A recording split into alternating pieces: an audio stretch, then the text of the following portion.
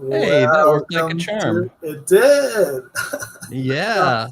Hello, everybody, and welcome to the Living Well podcast. My name is Dr. Edward Perrin. With me is my producer, Pablo Madrigal. If you will indulge me on a quick moment, I want to talk Pablo up real quick. After our last episode, we sat down and we figured out how to set up tickers and IDs and even this rad little what is that called, a QR code for our Patreon. And when we signed off, Pablo sat down and got into like the deep lore on how to set this up. So everybody please give Pablo probably a loud round of applause for earning his producer credit this week. I mean, if as a millennial I can't figure out a user interface for a streaming platform, then I'm doing it wrong. Yeah. If all Hey, those years in video games didn't help me figure out how to, didn't help me on how to figure out this stuff, then what's the point? you joke, but every year that goes by is I'm like passing stuff off to like my nieces and nephews. Like, how does this work? Can you do it?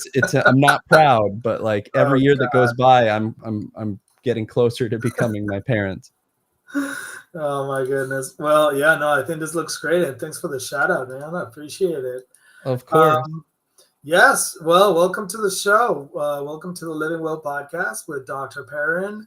As per usual, I want to start off by reminding you about our very generous sponsors brought to you by the Living Well Institute and this brand new shiny Broly ticker here down below. So go check that out if you want to learn what that's all about. But yeah, Yes, and join the newsletter, and you'll find out anything that is happening with the show. You'll hear it first at the newsletter at the hopewellinstitute.com. That's right. The Hopewell Institute is an educational media company dedicated to advancing mental health, personal development, and lifelong learning. They help fund educational content like this, making it easier for thoughtful conversations and transformative ideas to reach the people who need them. If you believe in the value of lifelong learning and want to support projects like this, visit www.hopewellinstitute.com, thehopewellinstitute.com.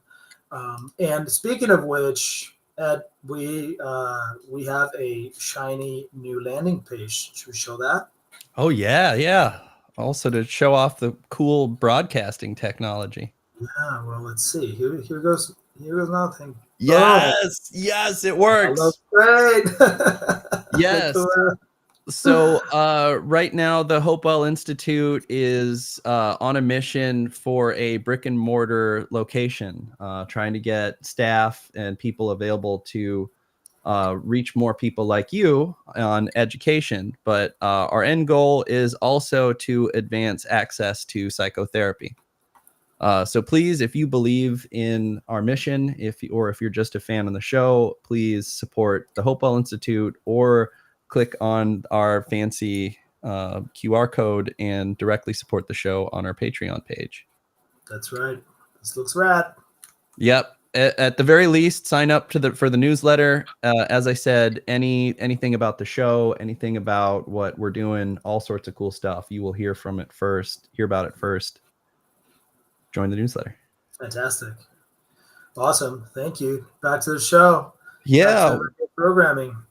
Well, over the last week, there have been a lot of thoughtful conversations on social media about the difference between normally it's cognitive behavioral therapy. In the last week, it has been strictly about behavioral therapy, like traditional American behaviorism, which goes back to the turn of the 20th century. And people are really asking, what is the difference between behavioral therapy and more of the depth or developmental therapies like psychoanalysis, psychodynamic psychotherapy? So today I'm hoping to get into the nitty gritty. I'm going to talk a little bit about the origins of both of those schools of thoughts, how the different views that they have on what it means to be a person, how change happens, and how we can apply this knowledge to the real world. And then if we have any time left over, like always, we're going to open the door for some questions from the audience. We have some collected. Thank you so much for submitting your questions through comments or through email.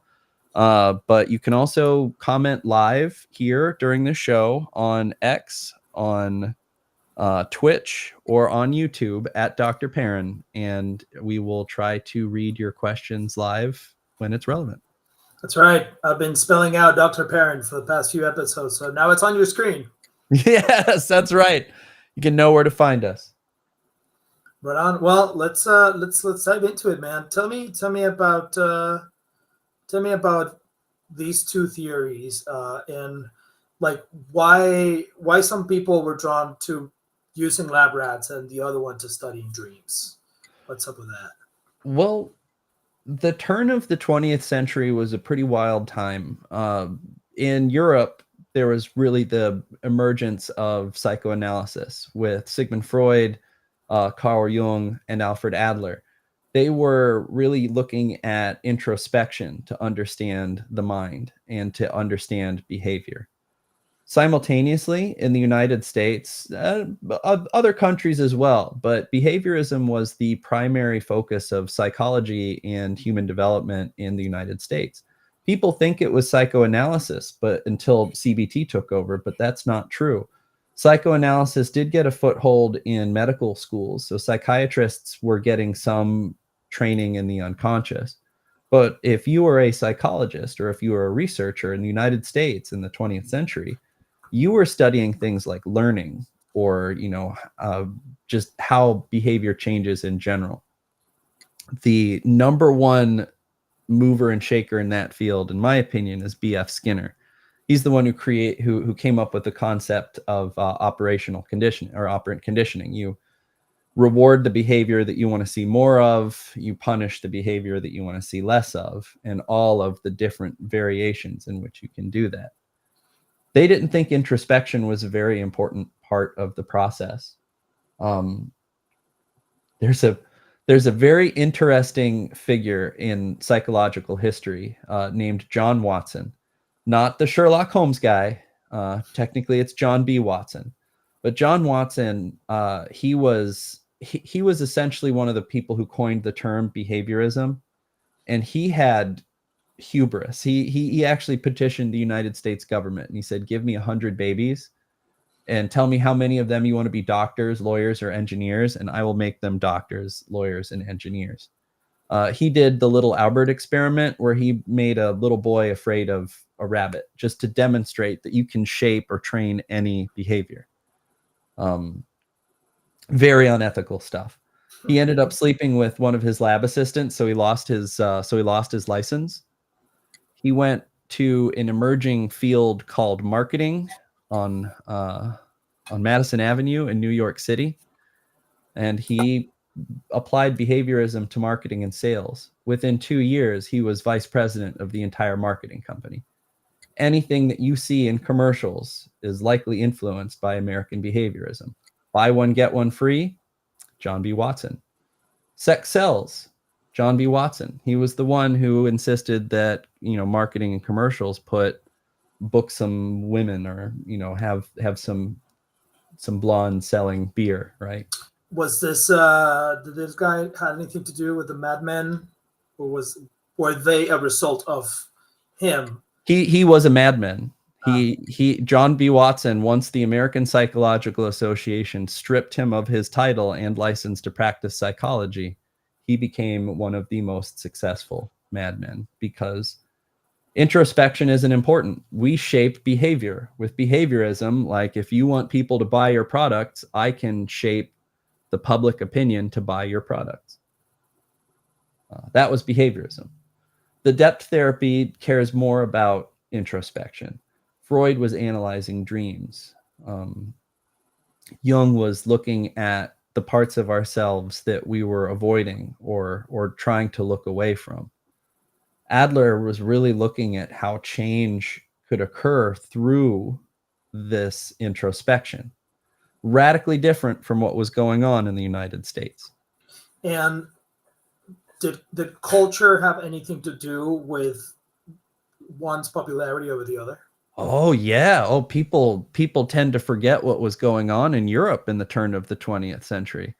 So Queen Victoria died around 1910-ish, and there was this brief window where the King of England, King Edward, very masculine name, the Edwardian era was a very brief era. I believe that he only reigned for about 10 or 12 years, which is not a long time for a monarch.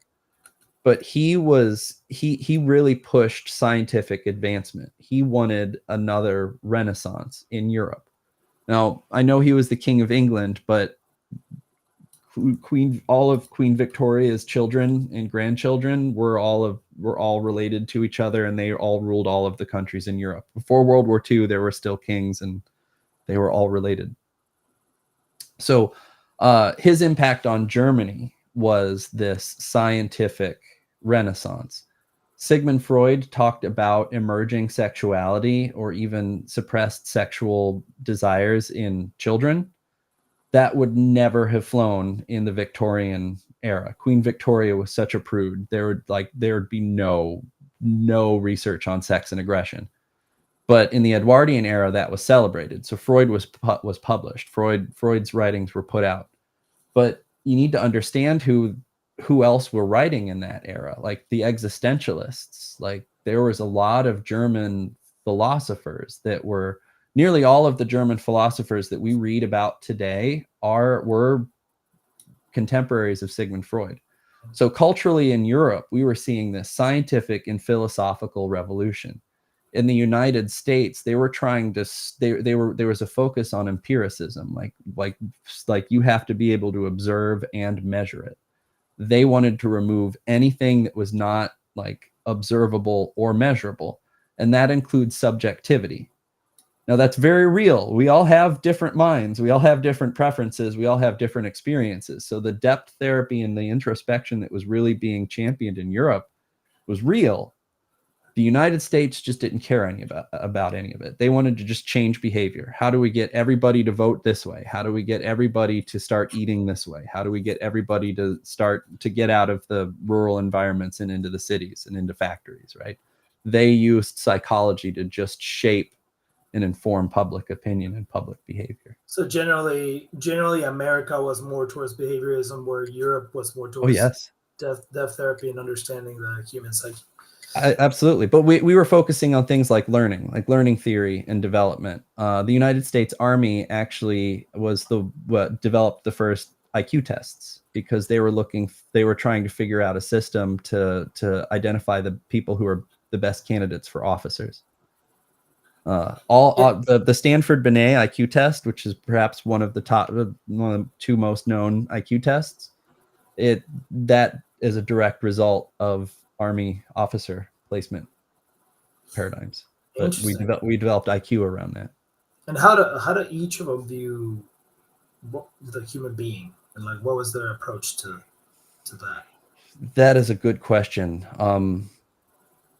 A radical behaviorist would think that a human being is entirely shaped by their circumstances. Entirely.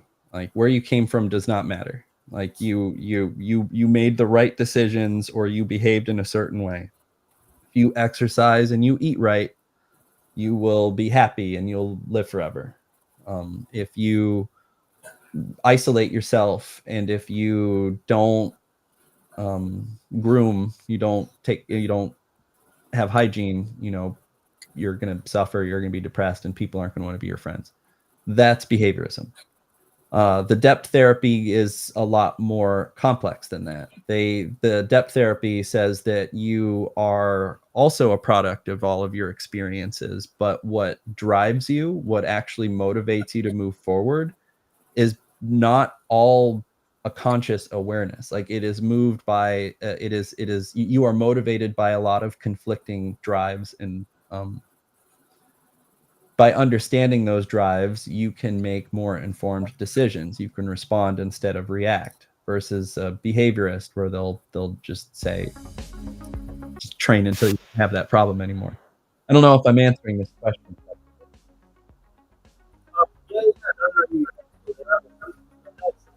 Ooh, I lost you. Can you say that one more time? Oh no, man, your audio is being drowned out by something. Oh, there you are. Am I back?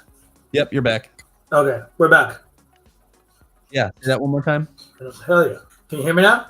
Mm-hmm. Yeah, I don't know what happened. I feel like the music just kicked in. I don't know. Yeah, I thought you had done that. The chill vibes. All right, moving on. No, but I mean, I was just gonna ask. I'm sure that each school of thought has a way to deal or to attack each personal issue different, right? Yes, the thing is that around the 60s and 70s, this was when Aaron Beck and Albert Ellis were trying to really bring cognitive therapy, or what we now call cognitive behavioral therapy, kind of synthesizing that internal cognitive experience with behaviorism. But it didn't quite work exactly because there is a tiny irreconcilable difference. If you had something dirty, like let's say you dropped a potted plant on the kitchen floor and it broke into a bunch of pieces, you have dirt and you have broken pieces on the floor. What do? You get a dustbin and a broom and you sweep it up and throw it in the trash can, or some version of that. When it's an internal experience, you can't do that. Like you can't just scoop something up and throw it away. But a lot of people tried to apply ego psychology, some of these depth psychotherapy principles, to the American behaviorism, as if you can just have a thought, well, just change that thought. How about you just scoop up that thought, throw it away, and then put another thought in? That is essentially the cognitive behavioral approach, and there are some limitations to that. And one is that behaviorally you can act differently, but cognitively it just doesn't. It's not a one-to-one translation. So I think that the depth therapies that focus on the introspection are essentially that one thing. Let's really tackle the cognitions. Let's really tackle like where that might be coming from, how that developed, and where you want to go. Versus behaviorism, which says we don't care about that. Where do you want to go?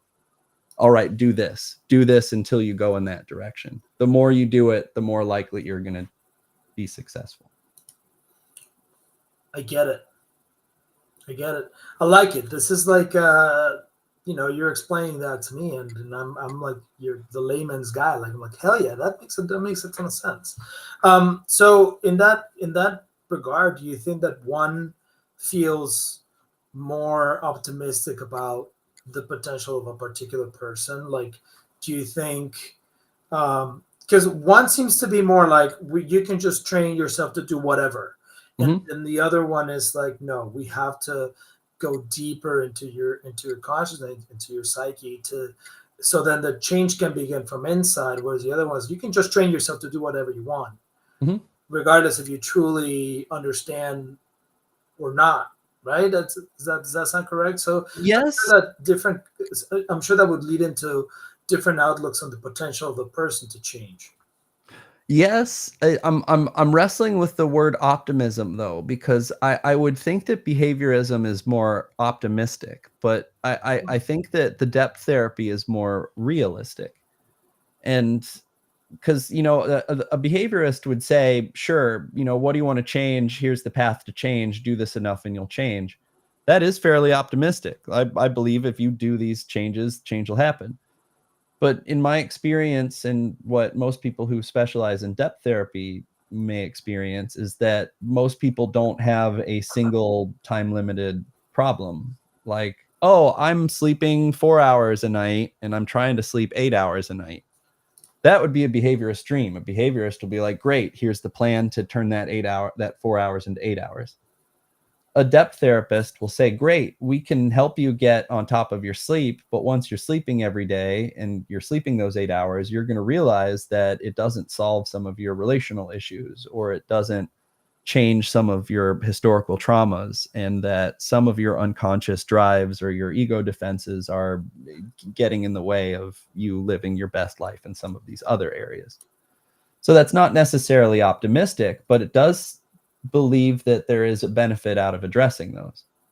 So like as somebody who's trained in American behaviorism and this depth therapy, I would wish everybody, like everyone who goes to therapy, may you get 3 months of direct, like solving a specific problem, like behaviorally address it.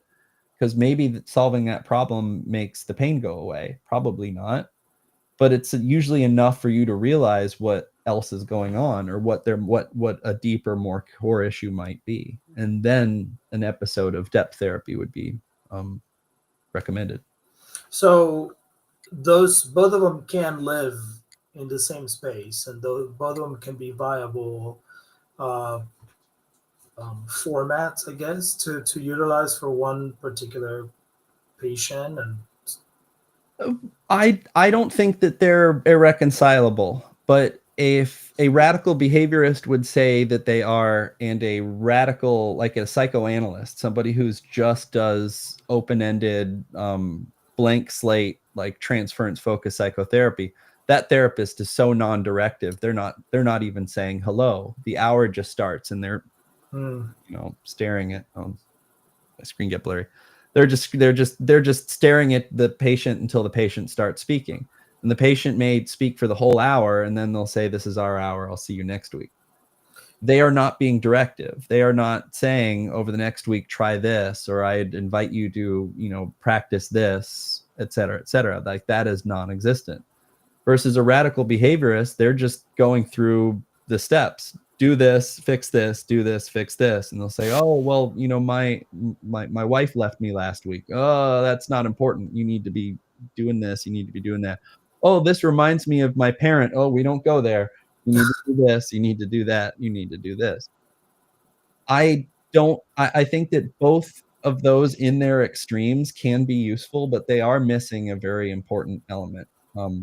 Behaviorism being that there's often more than just the one problem, and even in psychoanalysis, if there is not a focus on change, if the psychoanalyst and the analysand are not working towards, like, changing anything, they sometimes don't.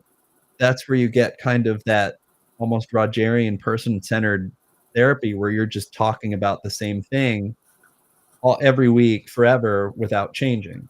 Like, at some point, I think a therapist is obligated to say, "Well, what movement do you want to make?" Do that. Here we got an awesome question from someone in chat. Is there a type of patient or issue where you would not recommend depth therapy? Great question. Thank you for that. Yeah, it's hard for me to say that I don't recommend depth therapy, because I genuinely do think that anyone can benefit from it. I would discourage people from doing it if they are spinning their wheels. If you are not making any progress whatsoever, I wouldn't recommend depth therapy. Money is also an issue.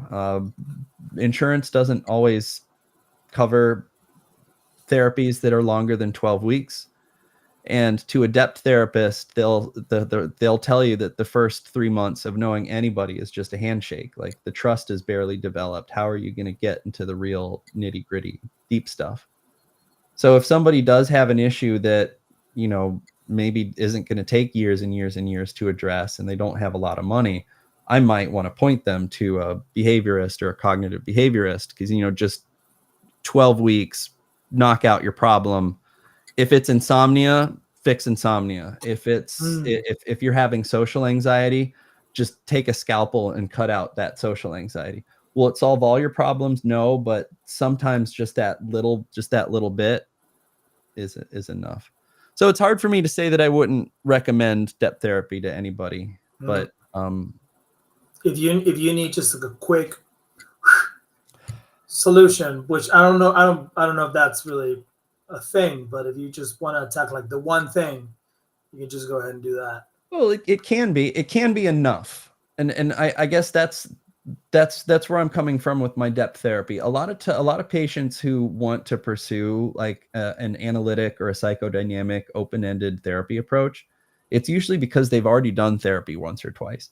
They've done the 12-week behaviorism, or they went to a hospital or managed care and insurance made them do a manual-based therapy, and they got something out of it. They liked it. It helped them, and they want to go further, or they want more. Most of them have seen therapy portrayed in movies or books where they just have a therapist and they go in every week and it's like a personal trainer. It's their fitness, it's their mental fitness every week. Some people look for that explicitly. I think though that not everybody wants that. Some people say, hey, I only have like a few weeks. I only have 3 months. I want to nip this in the bud.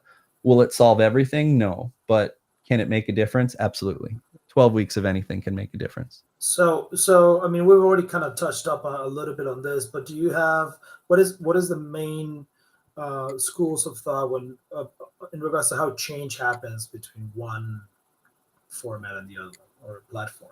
Yeah, that's a good question. So behaviorists actually have a much easier time explaining that process than I think a lot of depth therapists. Freud talked about making the unconscious conscious. Well, what the heck does that even mean?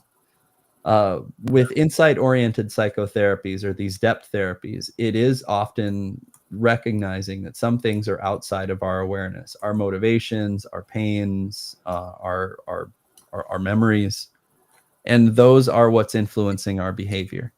So kind of the difference between a reflex where you're just reacting to everything, we can talk about choice or creating the capacity for choice. So if we know what is motivating us or why we're getting keyed up or why we're having a particular emotional experience, even while we're having that emotional experience, an insight-oriented therapy client might go, oh, this is what I'm working through in therapy. I'm going to choose to respond in this way, right? It's very based off of just ego strength, that our actual ability to be flexible psychologically and cognitively. Behaviorism, by contrast, is really just observable and measurable. Like, are you showing up? The gym's a great example. The gym is a terrific example of just radical behaviorism. What's your gym goal? My goal is to go to the gym 3 days a week for 1 hour. All right, it's objective, it's time limited. You can measure that. It is the end of the week. How many times did you go to the gym? 2. Okay, what was your goal? 3. All right, you missed your goal, but you didn't do terrible. You hit 2. 2's better than 0. How do we get that 2 to 3 next week, right? The change is, let's focus on the behavior. Are you hitting those behavioral benchmarks or not? PTSD is a great example of this because people have that miscalibrated alarm system. They get keyed up faster and they stay keyed up for hours, if not the rest of the day, before they start coming down again. Behaviorally, they have to put themselves in positions that key them up but are safe. Walmart makes people without PTSD keyed up. So it's a great place for somebody who's trying to calibrate their alarm system so they don't feel like they're in combat just because they're in a crowded space. But they have to do that enough. They have to go to Walmart 4 times a week for 6 or 7 weeks before that relationship with their trauma mutes or blunts a little bit. We don't want it to go away because if real threat happened, we want that alarm system to work, but it's probably not. You're probably safe in a suburban Walmart. So that would be an example on how reinforcement might work for that particular case. Has nothing to do with insight. What would behavior therapy offer differently for the same scenario or situation? Well, a lot of the cognitive-based therapies look at how our rules of the world are compromised by trauma. So, like, if we were victimized by somebody in our community or some community violence, we might say that people are untrustworthy or people are unsafe. Not a lot of nuance there. Just people are untrustworthy and people are unsafe. So, adept therapy would be looking at that and really trying to address that rule, that belief of the world, and then we'd be challenging it. It's like, is everybody unsafe under all conditions always? Well, no, my mom's all right, or oh no, my neighbor Steve's pretty reliable. Okay, well, some people are sometimes untrustworthy. And then we move on from there and we make it a little bit more accurate or a little bit more aligned with reality, because a lot of times when people are traumatized, their safety mechanisms are so high, their margin for error is so low that it's not entirely their rules of the world aren't the most accurate. So adept therapy would be focusing more on insight. We might even talk about the trauma. Like let's talk about it. What would you do differently? Let's actually describe it. What happened in what order? And they're more willing to talk about it, and they feel more safer with that content. So they develop a healthier relationship with it. Maybe less effective than behaviorism, in my opinion. Maybe that alarm system will recalibrate through the introspection. One of the reasons why EMDR, eye movement desensitization therapy, is so effective for PTSD is because it allows you to actually process the trauma. It allows you to think about it and talk about it without your emotional state firing up and you just running out of the room. My bias is towards behaviorism, like just actually go there and recalibrate that alarm system. And which approach do you think is more sustainable at long term? Well, Teddy Roosevelt's coming to say hello. Sustainable. That's an interesting question. I don't know. Could you say more about what you mean by that? Yeah, I mean, I don't know if sustainable is the right word, but I mean, like would have a longer lasting effect or impact or more or better retention, maybe less prone to relapsing, right. that kind of stuff. I guess I mean sustainable in the general sense as more effective in the long run, I suppose. Well, with PTSD, I do think that taking a dual process approach is best. Behaviorally recalibrate your alarm system, cognitively or intellectually, let's update some of those, not very accurate or real rules of the world. I think the cognitive ones are the ones that is really going to last. Oh, I got blurry again. There we go. You're good. Yeah, I think the cognitive one is what's going to make it last. The thing is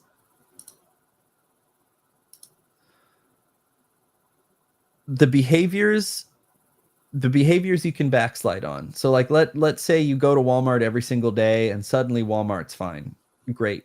If you don't address some of the other cognitive rules of the world, it's possible that if you avoid responsibilities enough, you're going to recalibrate your alarm system again.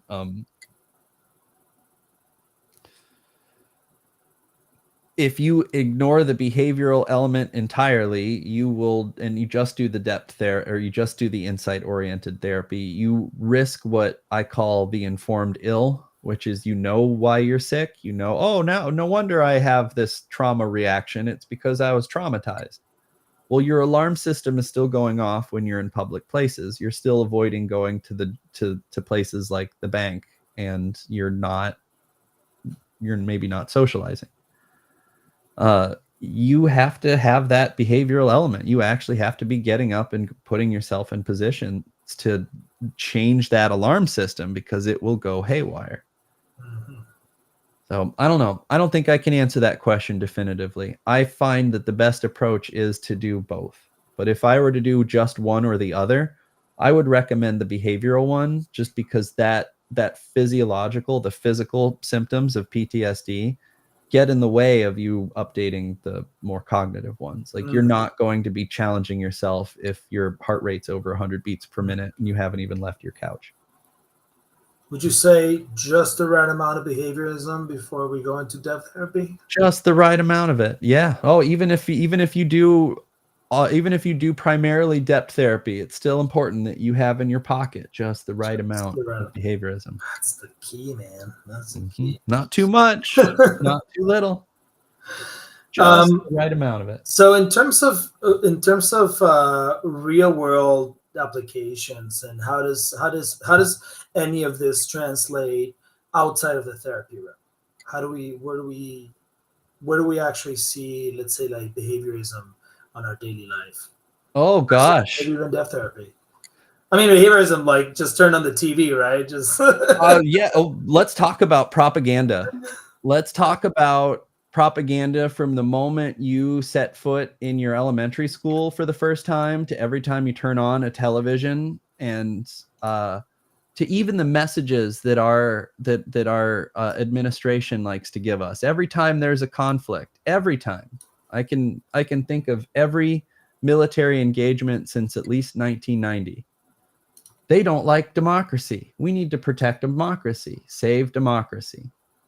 So, funny thing about that is that it changes our motivation. Wait a minute, I like democracy. I don't like what they're doing. I suddenly support sending troops to that military engagement to save democracy. These things are used very often to change our minds, to influence our behavior, to influence our motivations. When was the last time you ever watched a toy commercial for like just some dumb little toy that just before Christmas time that costs $100? Is it being advertised at the parents who work and make the money? Or is it being advertised to the children so that they go up and go, mommy, mommy, daddy, daddy, buy me this, buy me that, until their parents give in and go to Toys R Us or whatever toy store there is nowadays? People are using behaviorism to shape your purchasing habits, to shape your dating preferences, all of it. The depth part is a little bit harder. That's a little bit more insidious, but the behaviorism is being used from when you go to school to when you go to work. Like, your behavior is being shaped. When you go to work and your boss is giving attaboys and pointing out who did a stellar job in their work, they are using positive reinforcement so that everybody else around might work just a little bit harder in the next week or the next quarter. Mm-hmm. So yeah, these behaviorism, or at least the principles from behaviorism, as well as principles from depth therapy, psychodynamics, or psychoanalysis, are all being used to shape our behavior. And if that can happen just outside of our awareness, imagine what it can do within our awareness, where we can start using these principles to shape our own behavior. One of the things that I recommend, and I did for myself, is I audited my music.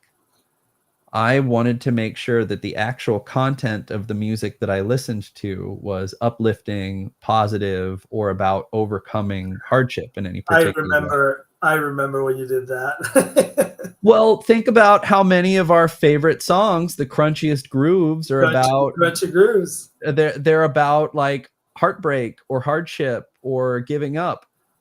I remember when punk rock transformed to emo, and I remember getting angry, thinking, why are they whining? Punk rock was about anger and rebellion, not about crying and giving up.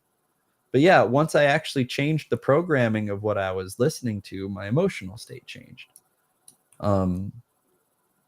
Where else do we see this in the real world? Children. Behaviorism principles are a necessity if you are a parent, because you are responsible for stewarding a productive member of society when they turn 18, ideally. So part of that is teaching them morality, teaching them good habits, brushing their teeth. Those are best done with behaviorist principles. In fact, if you have a child and you go to see a therapist, they're very likely going to try to create with you some degree of a reward schedule. You do your homework, you get points or tokens. You behave or you share, you get more points and you get more tokens, and you can exchange those tokens for toys or snacks or, special playtime with mom or dad. But what it's doing is it's shaping and it's shaping behavior to do more things that will lead someone to be a productive member of society, and do fewer things that will make them a deviant or a threat to society. I genuinely think if that you get pregnant or you're having your first child, you should take a community college crash course in behaviorism, take a Psych 101 class or something. That is definitely applicable to the real world. Is there similar situations that you could point out for the other side, for deaf therapy, that have real world applications that we might not know about, that we can maybe begin to identify? Like, oh, we're being targeted at right now. Well, a lot of that has to do with language. There's a term, NLP, neuro-linguistic programming. It's using language and phrasing in a particular way to plant the seed of an idea in another person's mind. That really addresses the psychodynamic concept that we are operating on multiple different levels of awareness. And if you can communicate to somebody on a level of awareness that they don't have, you can shape their unconscious behavior. Really tricky when it comes to using that for shaping another person. That it's very, very dubious ethics.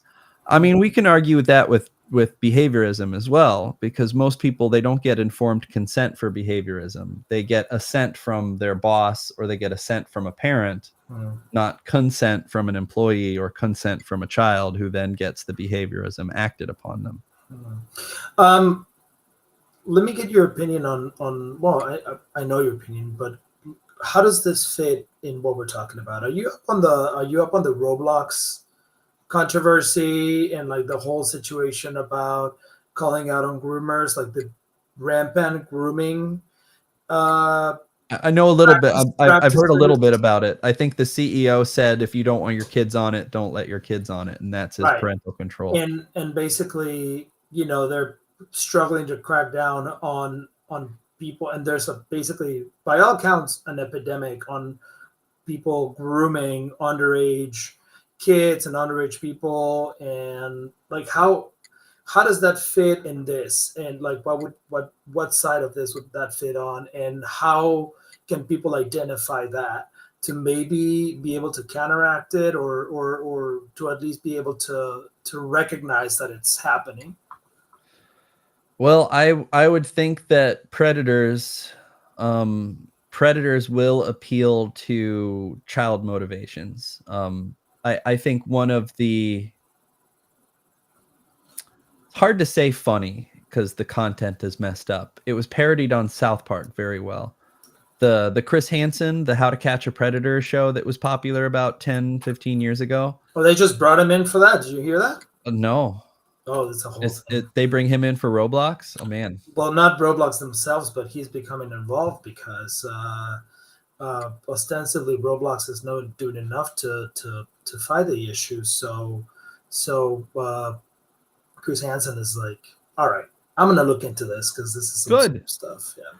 I'm glad that independent people are cracking down on this if the authorities won't. But one of the ones that really jumps out to me was a gentleman who showed up with a bag of Wendy's. Apparently that was part of the grooming strategy. Hey, what do you like? Oh, you like Wendy's? Oh, I'll get you a Happy Meal or whatever, And when he actually did show up to this alleged underage person's home, it was really Chris Hansen and his team. He showed up with a bag of Wendy's. He's like, oh, I brought Wendy's. They were using something that really appeals to the child psyche. So like you or I, that wouldn't mean anything to us. We work, we pay bills, we know how to cook food. But to a kid, Wendy's is a special occasion. Wendy's is the good stuff. Wendy's is the, ooh, we're not eating what mom or dad cooked. And, Wendy's spent billions of dollars to get the perfect amount of fat, oil, salt, wash it down with sugar, that it just, the dopamine in the brain go wild. So they're using a motivation that is based off of that is based off of what's age appropriate to their target. That would be a psychodynamics. That would be an interdependence of psychological variables. Things like privacy are so important to a teenager. Mm-hmm. The single most important thing to a teenager is perhaps privacy. It's how they practice their independence. So a groomer might look for some of these individual motivations and try to address them because they're not consciously thinking, gee, I really care about privacy. I sure don't want mom and dad coming in and seeing what I'm putting on my computer because I want to become independent, right? That's not a conscious process. That's an unconscious process. That is an unconscious individuation process that we all go through. But if we come out of that and we look back with retrospect and go, oh, that was the phase I was going through, I can see it clearly in retrospect. I couldn't have seen it in the moment. And then you look at a kid going through that, you're like, I bet I can manipulate that kid. That's the psychodynamics. Behaviorism, just I would be more cautious about seeing that in your work environment. It's, if you're anything like me, you're inundated with like emails, text messages. Heck, my exterminator came by and tried to like upsell me on some like shenanigan thing. And it's so much built into behaviorism. Like if we think that a price is too high and they throw in something else, even if it doesn't cost them any more money, our brain is going to think we're getting more of a value. Salesmen have figured that out. Salesmen know how to, add more things, or to downgrade you to another package, or to, put, one of the most common sales techniques is to have 3 different levels of quality, like the cheap one, the premium model, and then the average one. So they actually don't try to sell the premium model. The premium model is just to sell more of the average, because people will go, I don't need that extra bell and whistle. I'll save money and buy this. That is actually a strategy to sell more of their flagship model, because they know that psychologically people don't want to get the cheapest because it might break, but people don't want to get the most expensive because the features are a little superfluous. I would be more focused on figuring out how people are trying to like tunnel under and get me to behave in a particular way, if that makes any sense. Yeah, totally. And so if someone listening is wondering which approach is better for them, how would they be able to tell, or how might they tell? Honestly, I would just do an integrity check. People know what their time commitment is. If people are only looking for brief therapy, go with behaviorism. Like it's like a surgeon. You get a scalpel, you find one specific thing that you want to change, and you focus on that with everything that you have for about 12 weeks. You're gonna change that one specific thing. If you want like long-term, meaningful, consistent change, and you are willing to put in the work, and I mean like 6 months to 3 years of just like hard, deep, dark looks in the mirror, depth therapy. And I would recommend that to anybody, whether you have a diagnosable mental illness or not. If you have a job and you have a family and you just aren't completely satisfied with your life, or you feel like there's something more, or you're having just like the tiniest little dissatisfactions and arguments, depth therapy is going to help you kind of sharpen that. It's going to help you figure out, where the knots are in your life, where you're shackled, where you're being slowed down.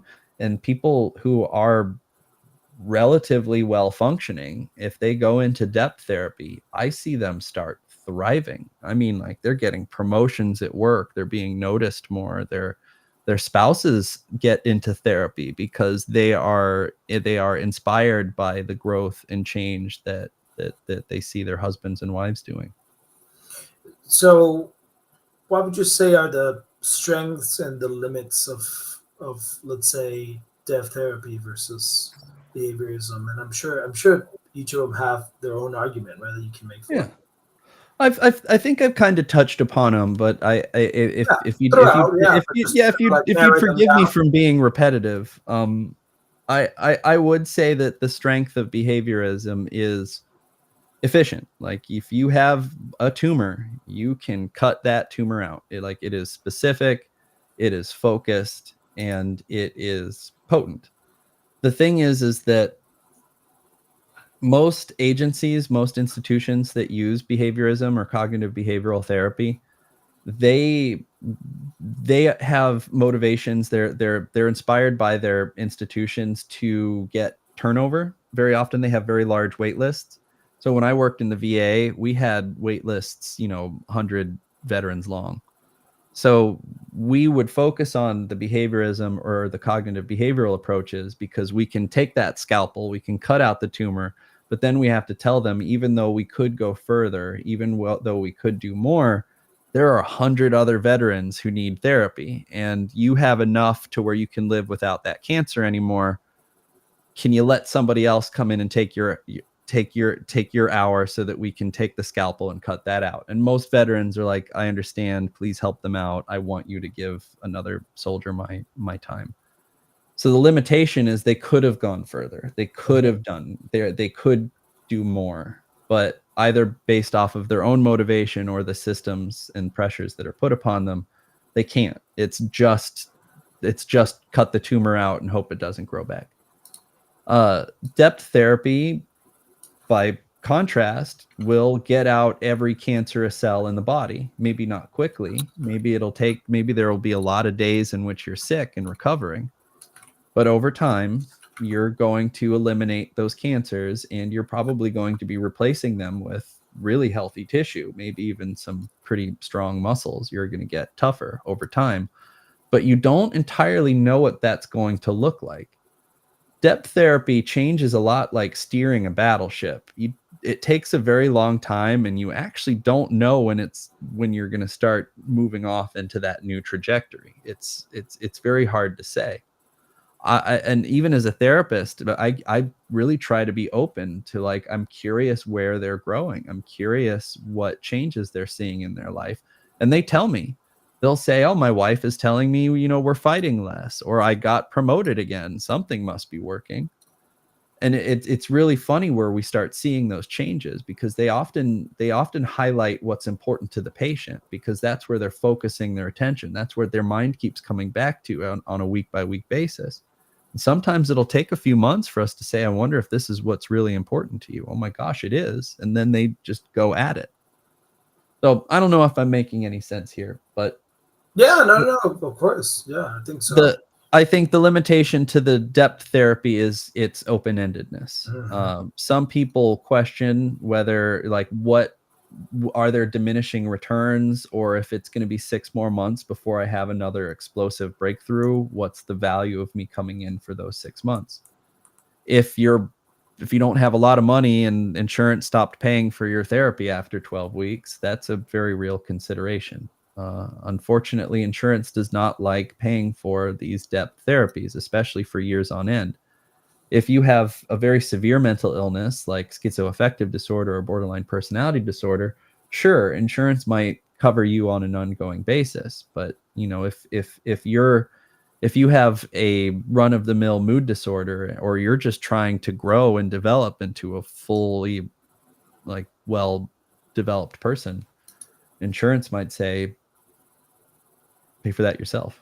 What a bummer. Oh, I think so. Yeah. Oh, insurance in the 80s, insurance used to pay for this stuff. I really think it's been over the last 30 years. They systematically just said, tough noogies. Mm-hmm. Hey, I have a question here in chat. This is a funny one. Is depth therapy just talking about your childhood forever? Good one. Thank you. Yeah, that is a funny one. Technically, no. So I think psychoanalysis, psychodynamic therapy, depth therapy, and ongoing therapy, they do get kind of that bad rap. Tell me about your mother. But the thing is that it's really about the present. It's always really about the present. It's what's going on now. The thing is that our past and our childhood is what is influencing the present. So if a patient comes in and says, my boss yelled at me and I have been a wreck ever since, I even keyed his car, I go, oh gosh, what did that remind you of? Well, it reminded me of when my dad would do this. All right, we're talking about your childhood today. So yes, it will in many ways be going into the past and exploring, developmentally all of these things and all of the lessons that we learned and how our behavior changed and yada, yada, yada. But how the echoes of that are showing up today. So yes, you're technically correct. You would maybe be talking about childhood, but for the purpose of understanding the present, or how we're living and experiencing life in the present. And then here's one from me to just counteract that. Do behaviors just ignore feelings? Sometimes. Doesn't matter. Doesn't matter. Just do this. John B. Watson, of now turn of the century behaviorist, but he was a bit of a scumbag. He would tell you that is just not important. He says, when you do better, you will feel better. Like just do better and the emotions will follow. Cognitive behavioral therapists, Aaron Beck and the like, from the 60s and 70s forward, they care a little bit about the feelings. And they do kind of look at the cognitions and introspection like a behaviorist would. They would say, let's change it, let's alter it, let's test it, and, shape it, change it to something else. So they cared a bit. The behaviorists eventually got there, but it took them about 60 or 70 years to think that there's anything useful in exploring the emotional life. We got one more right here. Let's see. Yeah, we've got about 10 more minutes. So yeah, let's fire up the Q&A. Which one works better for kids?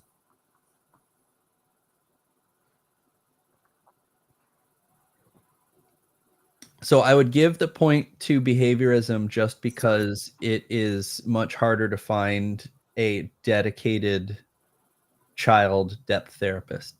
So with psychoanalysis,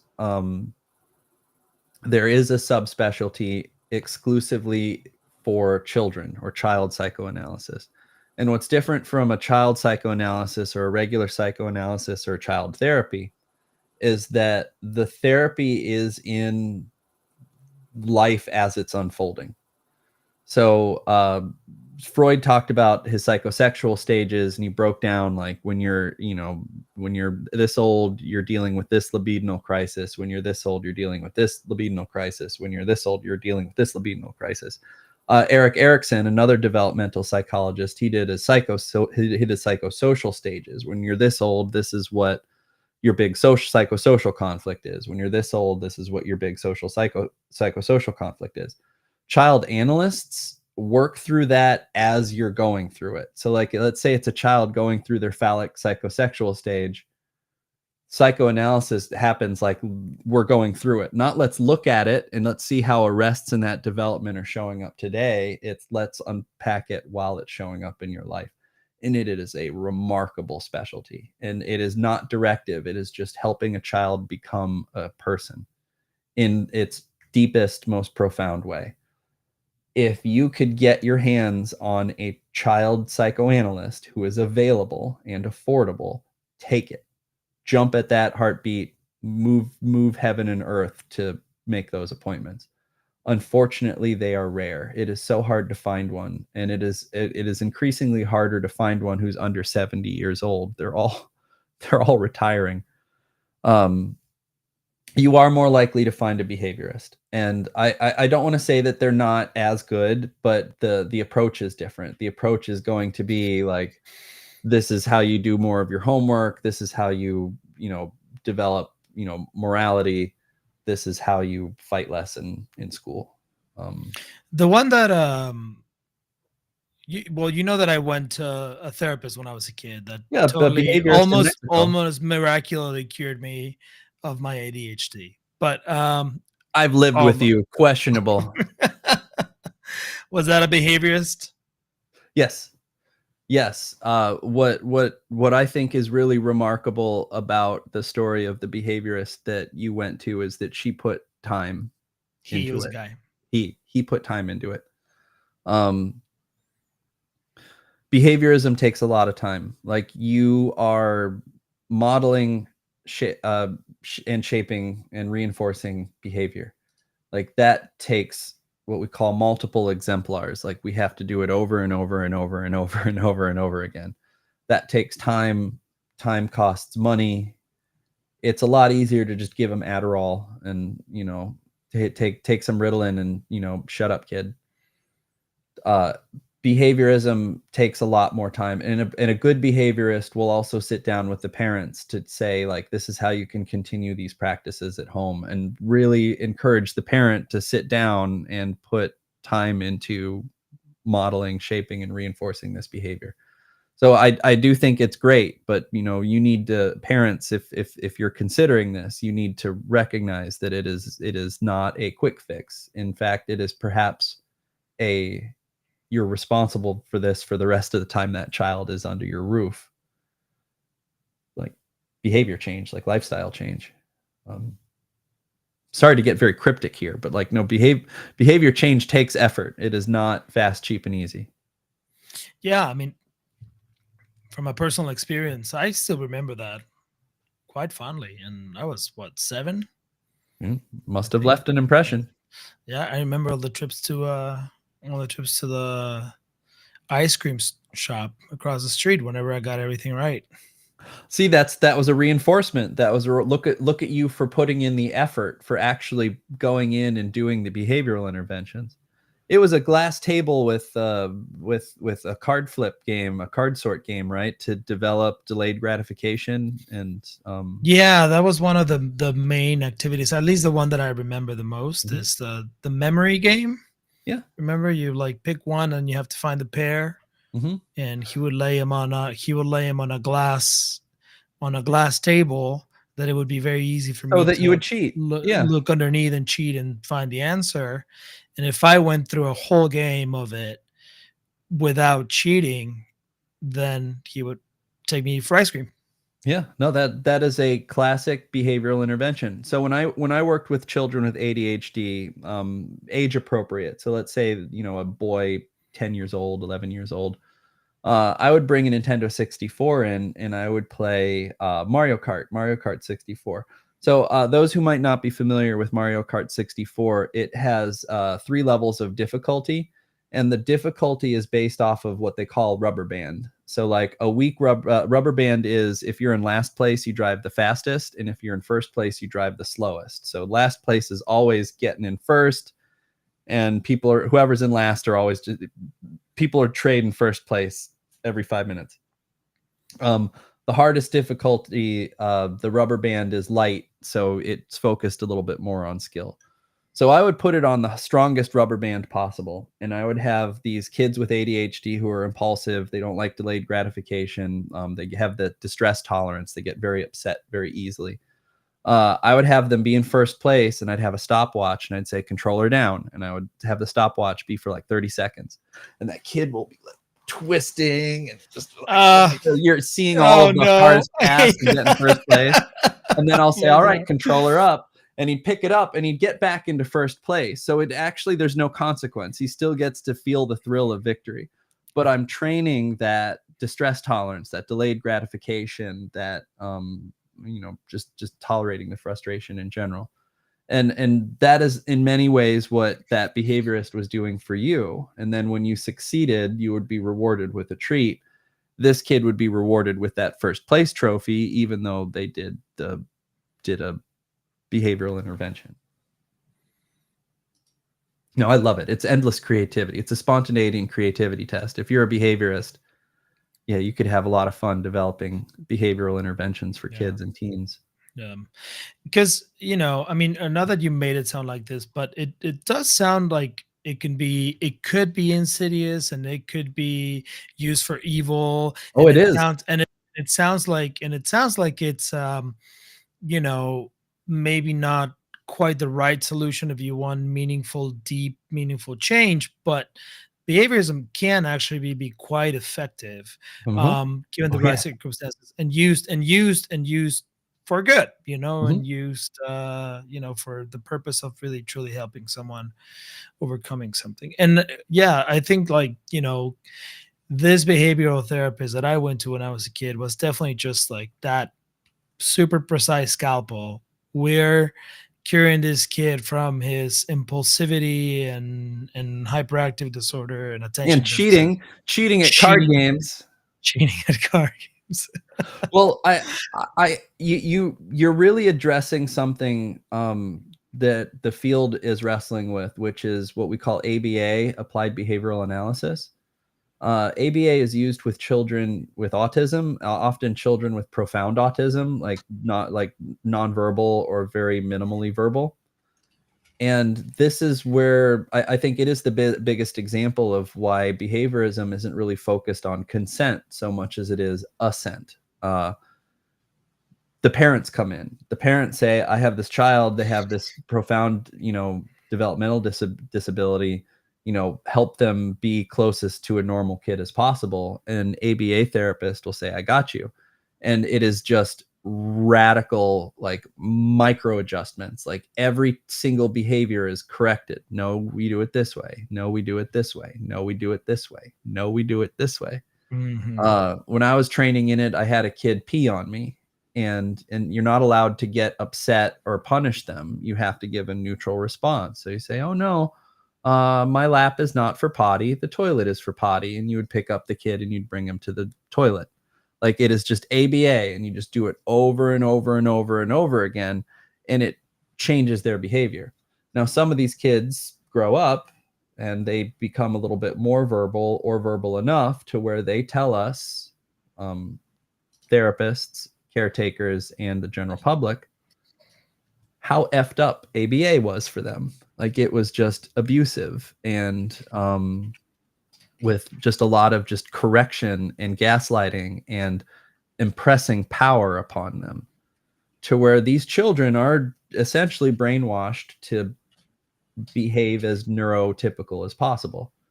Now, that is a big debate over the ethics of the use of ABA, because a lot of these kids cannot give informed consent. And a lot of the kids who could give informed consent may still not give informed consent, because ABA is it's hard and it's painful and it's used as punishment.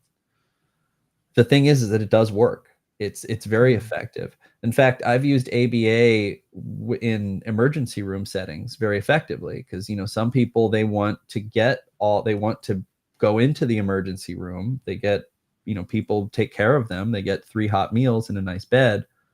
And so, they'll come in and they might be trying to purposefully say things that would get them institutionalized. And you just do the nonverbal. Tell me more. Tell me more. And it can be very effective. It really is like, why are you using it? Like, what is the actual outcome of it? And anyone could do their mental gymnastics to say, oh, I'm helping them. I'm helping them get better. Are you? I don't know. And so that's my only reluctance about behaviorism, especially radical behaviorism. Does it work? Absolutely. Is it ethical? That depends. That depends on how it's used and what the recipient knows about what's being applied to them. Well, Dr. P, have you looked at the time? Yeah, looks like it's that time already. Time flies when you're having fun. It really does. Yeah. This is awesome. Take us home, man. Yeah. Well, everybody, I want to thank you again for showing up. Thank you for choosing this show to talk about psychology and psychotherapy. Please comment, shoot us messages, shoot us emails. Let us know what you think about the show. How it develops, how it evolves is entirely up to you guys. Tell us what you like. Tell us how we could do better, and we're still having fun with it. We'll try any suggestions. Leave any questions and comments. We might even try to read them on our next show. Yeah, remember that we live stream every Monday at 7 p.m. Eastern, 6 p.m. Central, on X, on Twitch, on YouTube, at Dr. Perrin. I'm gonna put this right down here one more time. At Dr. Perrin. And if you're watching this on the recorded version later tonight or another day, don't forget to hit that like, give us a follow, subscribe to the channel, give us a comment, share with people. The more you get this out, the more resources we can do to do research and bring more therapy related topics to you guys through the Hopewell Institute, who is also the sponsor of the show at www.thehopewellinstitute.com. Yeah, join the newsletter. Yeah, we're brainstorming segments. If you have ideas for a segment, tell us. We want to do something 5, 10, 15 minutes, just something to shake up the show. But this is all a game. This is play. like help us design the rules of the game. That's right. All right. And thank you to our commenters. Have a good night, everybody.